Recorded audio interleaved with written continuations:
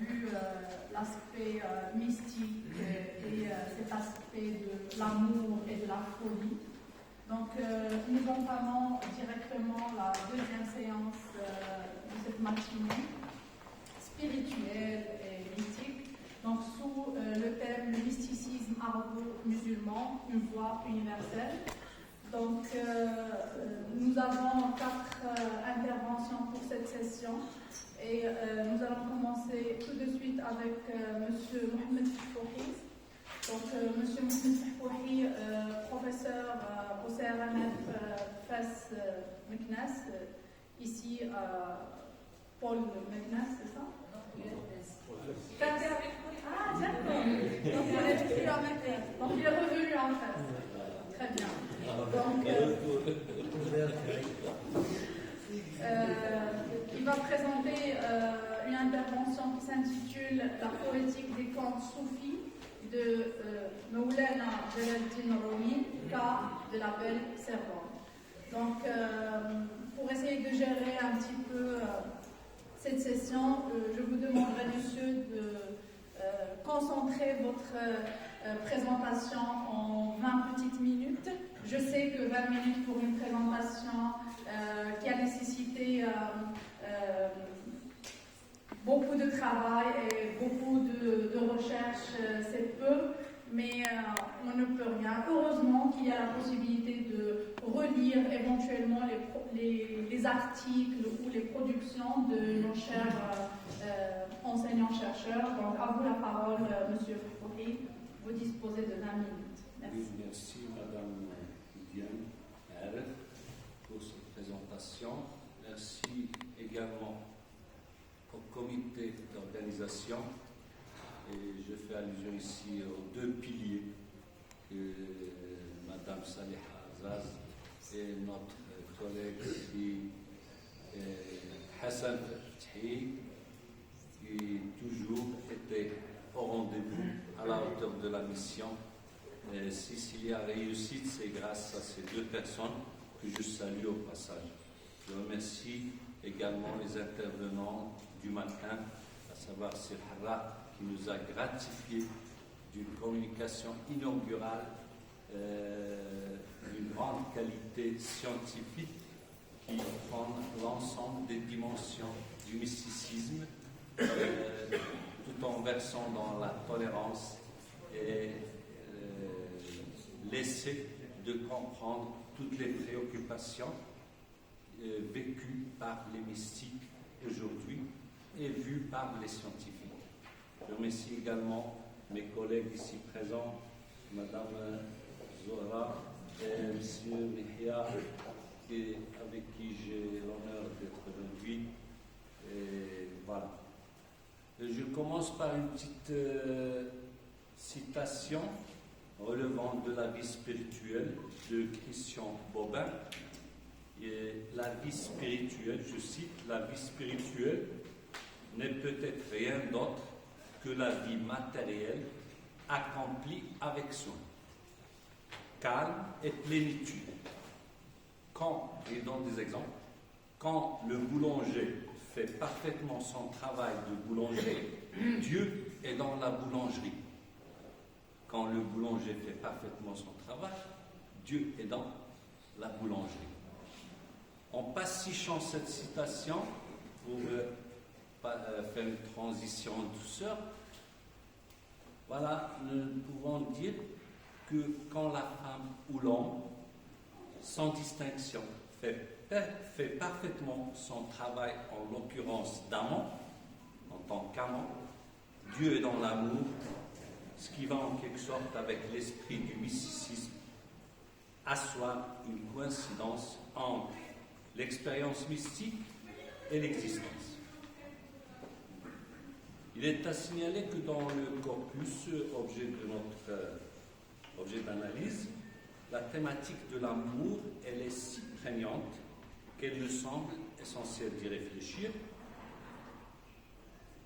Alors je vais aborder la poétique d'un conte intitulé La belle servante, en arabe Al-Jariya al-Fatina. Sachant bien que ce conte-là et il fait partie du Mesnevi, al-Mathnawi, sous le format de distique, alors que dans la version française, la traduction vers le français, nous avons un conte au lieu d'avoir le poème. D'où il y a des modifications majeures qui touchent vraiment à la structure d'origine. Mais qui a raison, qui a tort, c'est ça, la liberté chez les traducteurs, qui a chacun sa logique. Et on verra plus loin la logique cette logique de traduction en partie. Donc je vais essayer d'aborder la poétique du conte en deux moments.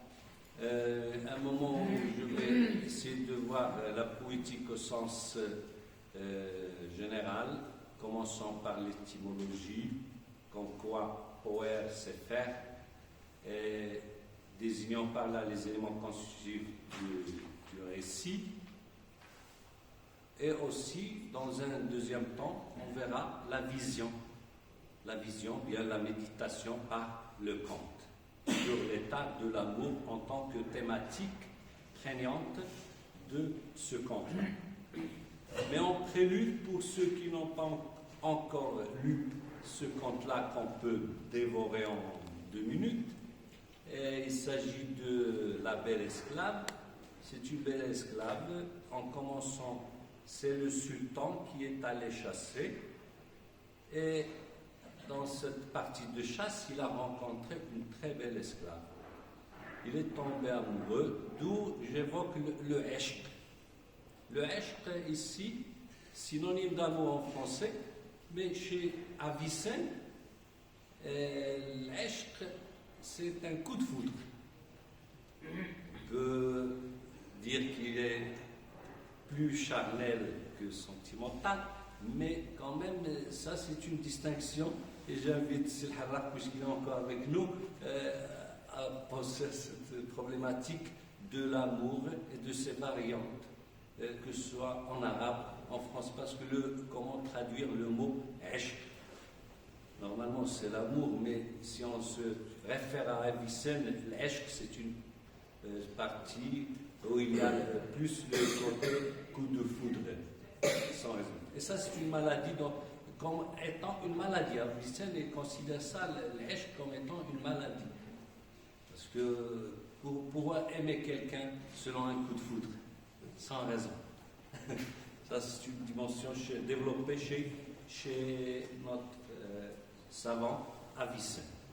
Donc, qu'est-ce qu'il a fait? Il a acheté cette esclave. Une fois au palais, elle est tombée malade. Donc voilà, il a essayé d'inviter les médecins, les célèbres médecins du pays pour la guérir, mais en vain.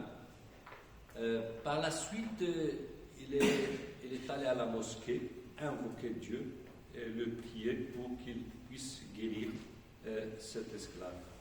C'est pourquoi dans ses rêves, il va voir que le lendemain, il aura une visite d'un wali qui va guérir cet esclave.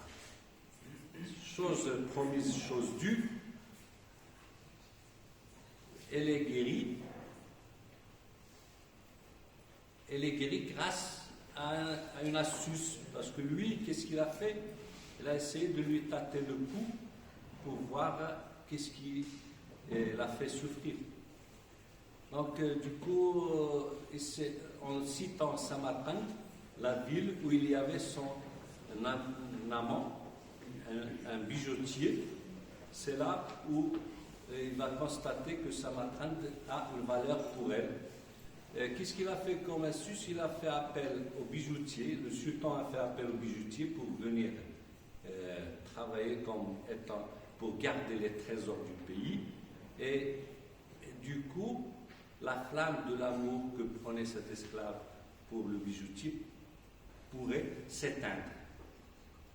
Après 6 mois, qu'est-ce qu'il a fait encore? Ça n'a pas réussi. On lui a fait avaler une décoction nocive ce qui a rendu ce bijoutier malade, et par la suite il va mourir. Ce qui importe, c'est la réaction de la belle esclave, en constatant que quoi son amant il n'est plus beau, il est devenu laid et répugnant, elle l'a rejeté. Morale du conte, à la fin, l'éphémère, l'amour éphémère. L'amour éphémère n'a pas sa place ici, et on va développer pourquoi c'est dans la morale. La morale est comme l'éphémère qui ne renvoie au sens d'adjectif à ce qui est passager, mais l'éphémère il a une autre, il est sous la forme d'un substantif, c'est l'insecte. L'insecte qui vit le jour et meurt la nuit. Donc l'éphémère, dans ce conte, il est vraiment le point fort pour essayer de voir comment on conçoit cet amour-là. Moi, je ne vais pas m'attarder trop, je vais dire que pour ce qui est de la poétique, même si la poétique est une chose difficile et grave à exposer, souvent, si l'écrivain ne la connaît pas, ça c'est pas mes paroles, mais les paroles d'Alfred Netman, il dit que si l'écrivain ne connaît pas lui-même sa poétique, comment est-ce à l'autre de déceler cette poétique? Mais au sens étymologique, comme je dis, poète, au sens d'élément constitutif, peut nous renseigner sur l'état des lieux. Certes, il y a un schéma narratif dans le récit linéaire, et voilà, il y a des transgressions au niveau de la traduction. Par exemple, au début, pour installer la situation initiale, on la trouve sous une seule phrase. Il était une fois insultant maître de la foi et du monde. En arabe, هذه القصة في غاياتها تسقل الأفكار في آياتها. لو كشفنا ذاتنا في الحالتين لسعدنا أبدا في النشأتين. ملك في سالف الأعصار كان أمل الأمة في ذاك الزمان. Donc remarquez comme quoi la concision en français l'emporte sur l'étoffe en arabe par le biais de la poésie. Donc du coup on peut comparer les deux et dire qui est le plus concis? Est-ce la poésie qui est connue pour sa densité, sa charge sémantique, alors que normalement en prose on peut développer? C'est le contraire qui se passe ici. Voilà. Et je vais anticiper pour voir qu'il y a dans le récit, il est parsemé d'intrusions du narrateur sous forme de commentaires à la Balzac, soit par le recours surtout à la sagesse proverbiale. Je vais donner un exemple de la cruche. La cruche, il en va toujours ainsi, on trouve la cruche, mais il n'y a pas d'eau. Et quand on trouve de l'eau, la cruche est cassée. Quand on trouve un âne, impossible de trouver une selle. Quand enfin on trouve la selle, l'âne a été dévoré par le loup. Donc ça c'est une sagesse proverbiale qui nous fait penser à l'imperfection de la vie. La vie n'est pas parfaite. D'autres commentaires relevant de la moralisation pour le cas des médecins qui n'ont pas dit Inch'Allah, parce qu'ils ont dit au sultan on va guérir la belle esclave, mais ils ont oublié de dire Inch'Allah. Du coup, ils ont été sanctionnés par la volonté divine. La réflexion sur l'état d'un amoureux à ses débuts, et dans le texte, mais quel que soit le moyen par lequel on tente de décrire l'état d'un amoureux, on se trouve aussi démuni qu'un muet. On ne peut pas décrire l'état d'un amoureux, c'est indescriptible. Oui, notre langue est fort habile à faire des commentaires, mais l'amour sans commentaire est encore plus beau. L'amour sans commentaire est encore plus beau. Dans son ambition de décrire l'amour, la raison se trouve comme un âne, allongé de tout son long dans la boue, car le témoin du soleil, c'est le soleil lui-même. Soulignons au passage, ça c'est le texte de Romy, traduit vers le français, soulignons au passage que la raison d'amour devient âne, l'un des synonymes de raison. Et sentiment. Parce que normalement, si on veut chercher un antonyme à raison, c'est le sentiment. Mais cette comparaison rapproche le comparé, qui est la réalité, en l'occurrence la raison, et le comparant, c'est l'âne, qui est une image très forte sur la situation de l'amoureux qui perd la raison au point de devenir âne. Il y a une autre réflexion sur l'état de l'amoureux, moyennant la métaphore que dire d'une épine dans le cœur. Que dire, ça c'est l'extrait, que dire d'une épine dans le cœur. Alors jusqu'à la fin, ou plutôt à sa disparition complète, la disparition de l'amour, bien le désamour, le narrateur émet un jugement fondé sur les apparences et les attributs relevant du registre animalier. Quand l'amour, je cite, quand l'amour tient aux couleurs et au parfum, ce n'est pas de l'amour, c'est une honte.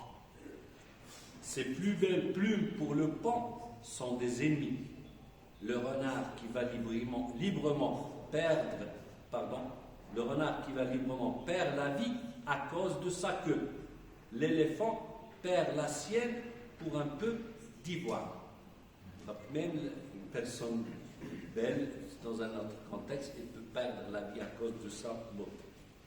Mais ici, la morale, c'est que l'amour ne doit pas tenir aux couleurs et aux parfums. Sinon, ça devient une honte. Donc, pour clore cette réflexion sur l'amour par un verdict sans concession, l'amour de l'éphémère n'est pas l'amour. Selon Jean-Michel Adam, en tant qu'unité textuelle, tout récit correspond idéalement à la définition minimale qu'on peut donner de la textualité. Suite de propositions liées, progressant vers une fin. D'où la centralité de la fin ici. Et même en écriture, pour les écrivains en herbe, on leur conseille de penser à la fin au début. Parce que c'est la fin qui a l'aboutissement. Ici, c'est l'amour de l'éphémère n'est pas l'amour. Donc voilà, je vais passer ensuite à l'intérêt du récit, en le liant à l'idée d'implication d'intérêt. Parce que s'il n'y a pas d'intérêt, on ne peut pas avoir un récit. D'intérêt humain, bien sûr. L'intérêt humain, et du coup ici on est en pleine conférence sur le mysticisme, quel est l'intérêt humain dans ce bas monde. On peut méditer là-dessus et on peut constater que la conversion de l'amour de la belle servante en un des amours froids et sans vergogne, ça peut nous interpeller. Si on se place du côté des anarchistes, à la manière de Joseph Proudhon, il ne dit que ces mots droit, devoir, morale, vertu, que la chair et l'école font tant de bruit, dont la chair et l'école font tant de bruit, ne servent à couvrir que de pures hypothèses, de vaines utopies, d'indémontrables préjugés. Donc, dans cette dimension, on peut dire que il y a de la modernité, parce que ce personnage de la belle servante, qui était au départ follement amoureuse au début du bijoutier jusqu'à perdre le goût de la vie, elle devient différente au sort malheureux du bijoutier en le voyant sous une apparence laide. Bref, il n'y croit pas, la belle esclave en est dégoûtée, ce qui constitue l'achèvement et de l'amour et du récit. Dans ce sens, la définition du récit, ne venant tout droit de la sémiotique narrative par la voix d'Anne Enoch, est pertinente. Le récit achevé peut se lire comme la transformation d'un état donné en son contraire. C'est le cas de l'amour qui est remplacé par le désamour. Ici, pour faire vite, parce qu'on m'a demandé de ne pas attarder plus de 5 minutes, et j'aimerais bien ne pas dépasser. Et voilà, je vais passer directement à la conclusion. Le conte, dans sa version française, est considéré par les traducteurs comme moyen de méditation. Ça, c'est les traducteurs. Il y a le turc Erdugener, il y a un français, j'ai oublié le nom, mais les traducteurs considèrent que le conte est un moyen de méditation pour illustrer un enseignement. Donc toujours, le conte, il est au service d'un enseignement. Et aussi, ce que j'aime chez les mystiques, c'est le fait de mettre en question les évidences. Mettre en question les évidences. Cette évidence de l'amour éternel, elle est mise en question dans ce conte. Voilà. Et en creux, c'est l'amour éternel. On peut symboliquement, si on ose interpréter, dire que c'est l'amour éternel qui est prôné. L'amour éternel n'est digne dans le Metnawi toujours, il y a al-hubb al-khalid la yajdur illa li khalid. L'amour éternel n'est digne que de l'éternel. La belle esclave fait de l'amour une valeur superlative, voire hyperbolique, au point de devenir cynique, sans principe, signe de modernité du personnage, si on le conçoit ainsi, lorsque les qualités de l'être aimé ne correspondent pas à ses expectatives sans pouvoir supporter le décalage. Symboliquement, l'amour éphémère nous renvoie à notre situation de mortel, à des êtres pour la mort. Ça, c'est l'appellation des mortels, les êtres pour la mort. Aimer éternellement, c'est aimer l'éternel. Mais, est-ce avec renoncement à acceptation? Autre question majeure que j'ai soulevée en conclusion, c'est est-ce qu'on, pour les mystiques, soit on doit adopter pour l'acceptation, bien l'acceptance dans notre ou bien le renoncement. Renoncer à la vie pour être en bonne condition avec Dieu, ou bien accepter la vie telle qu'elle pour la mener en symbiose avec Dieu. Donc deux voies qui bifurquent, l'acceptation, ou bien l'acceptance et le renoncement. Pour terminer enfin par un passage de Hallaj, ô homme, délivrez-moi de Dieu, il m'a ravi à moi-même. Ça me rappelle Wailul lil Musallin. Ô homme, délivrez-moi de Dieu, il m'a ravi à moi-même. Et il ne me rend pas à moi-même. Et je ne puis lui rendre les grâces dues à sa présence. J'ai crainte de son abandon, qu'il me laisse désert, délaissé, proscrit. Malheur à celui qui se sent désert après la présence, avec P majuscule, et abandonné après la jonction. Et merci. Désolé si vous Merci beaucoup, tout d'abord, merci d'avoir respecté le temps imparti à la communication. Donc, M. Foury, comme je l'ai signalé tout à l'heure, nous a présenté une communication qui s'intitule La poétique des contes soufis de Jalaluddin Rumi, cas de la belle servante. Donc, professeur Foury a essayé de nous donner un aperçu sur son corpus, en l'occurrence le conte que je viens de citer. Il a abordé l'aspect poétique de ce conte, surtout en rapport avec l'amour, thématique générale du colloque et de l'intervention. Donc il a présenté un aperçu sur le conte, sa trame, avant d'attaquer ce côté poétique de cet écrit. Il a essayé de se poser plusieurs questions en rapport avec la notion de l'amour, l'emploi de l'amour. Donc l'examen de l'emploi de cette notion ou ce mot qui renvoie à l'amour, des fois assimilé au bestiaire employé dans ces contes. La distinction entre amour éternel, amour éphémère, etc. Donc, représentation de l'amour. Donc, nous vous remercions, M. Foukouri. Bien évidemment, nous allons ouvrir un petit débat vers la fin de la séance, au cas où il y a des ajouts ou des questions par rapport à votre intervention. Donc, nous allons passer tout de suite à la deuxième communication, qui est celle de Madame notre professeure Zohra Liwi. Donc, je le rappelle, professeur Zohra Liwi est professeur à la faculté des lettres ici même à Meknès, à l'université Moulay Slimane.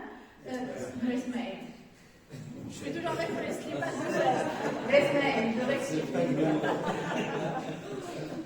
Donc, comparatiste, notre professeur travaille également sur les études du genre. Elle est présidente du jury d'agrégation de français. Donc, elle va présenter une communication qui s'intitule Mohamed Ibn Habib.